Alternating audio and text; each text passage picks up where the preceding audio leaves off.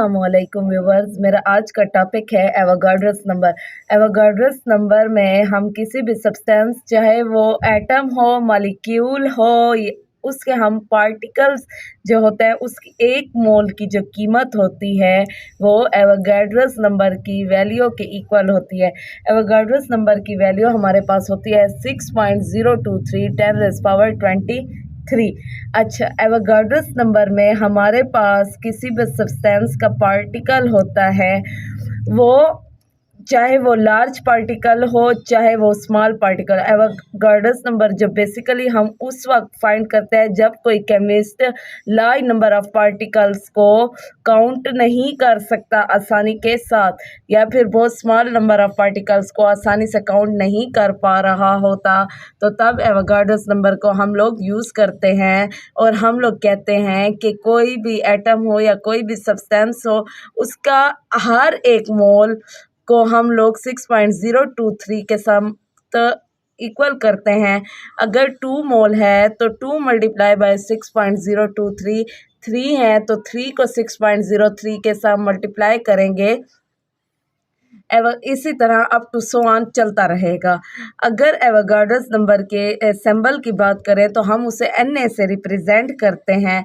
यहाँ पर आप मैथमेटिकली देख सकते हैं कि कोई भी सब्सटेंस है, चाहे एटम है, मॉलिक्यूल है, आयन है, वो किसके इक्वल है 6.023 10⁻23। इसका मतलब है कि एक मोल, चाहे एक मोल का कोई भी सब्सटेंस होगा तो उसकी वैल्यू एवोगाड्रोस नंबर के इक्वल होगी।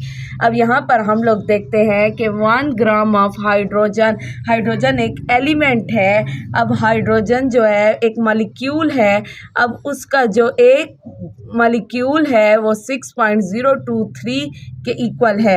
इसी तरह कार्बन का मास नंबर 12 है, यानी कि कार्बन जो है वो 12 है। कार्बन में का एक मोल जो है वो 6.023 के इक्वल है। इसी तरह वाटर का मॉलिक्यूलर मास 18 ग्राम है। वाटर को हम H2O से रिप्रेजेंट करते हैं, तो इसका एक मोल 6.023 के इक्वल होगा।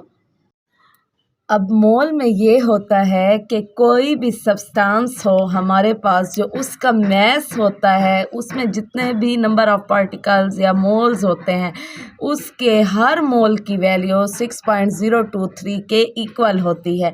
यानी कि जो चाहे मास हो या उसके अंदर नंबर ऑफ पार्टिकल्स हो, उस के मास या नंबर ऑफ पार्टिकल्स को हम लोग एक मोल कंसिडर करते हैं और उसकी वैल्यू को हम एवोगाड्रोस नंबर के इक्वल करते हैं। कहने का मतलब ये है कि चाहे कोई भी सब्सटेंस हो या कोई भी पार्टिकल हो, हम उसको एक मोल कंसिडर करते हैं। मोल हमें बेसिकली किसी एटम, मॉलिक्यूल या कोई भी मैटर है उसके बारे में हमें एक इंफॉर्मेशन प्रोवाइड करता है और स्पेसिफिक हम उसकी मेजरमेंट करते हैं। अब मोल को हम लोग जो एक्सप्रेस करते हैं वो ग्राम्स में भी कर सकते हैं, एटॉमिक मास में भी कर सकते हैं, मॉलिक्यूलर मास में भी कर सकते हैं, या फार्मूला मास में कर सकते हैं। बेसिकली इसको रिप्रेजेंट है हम एटॉमिक मास यूनिट में करते हैं। अब मैं एग्ज़ाम्पल की बात करूँ तो अब जिस तरह से मैंने अभी एवोगाड्रोस नंबर में एग्ज़ाम्पल दी है, तो इसी तरह एटॉमिक मास, जैसे मोल को हम एटॉमिक मास यूनिट में रिप्रेजेंट करते हैं, तो मैंने यहाँ पे atomic mass unit of carbon लिख दिया है। कार्बन का मास नंबर 12 होता है, तो हम 12 ग्राम में हम इसको एक्सप्रेस करेंगे। अब जो लिंक जो होता है उसके नंबर ऑफ पार्टिकल्स और मास के दरमियान जो होता है, हम उसको मोल कहते हैं।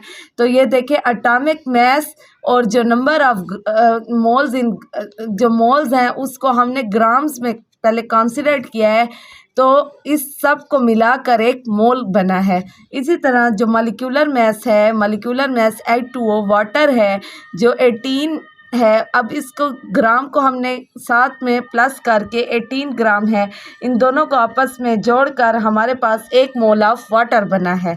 इसी तरह सल्फ्यूरिक एसिड को हम H2SO4 कहते हैं, वो 98 है। 98 इसका मॉलिक्यूलर मास है और इसको हम अगर ग्राम में एक्सप्रेस करें तो 98 ग्राम, इन दोनों के लिंक से 1 मोल ऑफ H2SO4 बनता है।